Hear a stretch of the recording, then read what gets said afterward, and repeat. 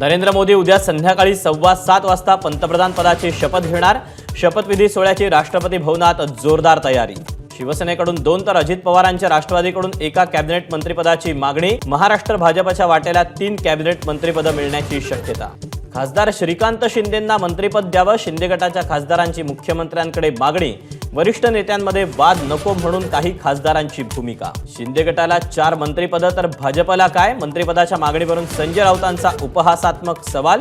तर उरलेल्यांना परदेशात हाय कमिशनर नेमणार, राऊतांचा टोला। दिल्लीत काँग्रेस कार्यकारिणीच्या बैठकीला सुरुवात। सोनिया गांधींची संसदीय पक्षनेतेपदी निवड होण्याची शक्यता। मेरिटनुसार जागा वाटप झालं असतं तर आणखी जागा जिंकल्या असत्या, काँग्रेस प्रदेशाध्यक्ष नाना पटोलेंचा दावा। तर मवियात लहान मोठा भाऊ मुद्दा नसल्याचंही वक्तव्य। अजित पवारांना सोडून गेलो तर आमच्यासारखे करंटे आम्हीच असू, सिन्नरचे आमदार माणिकराव कोकाटे यांची भूमिका।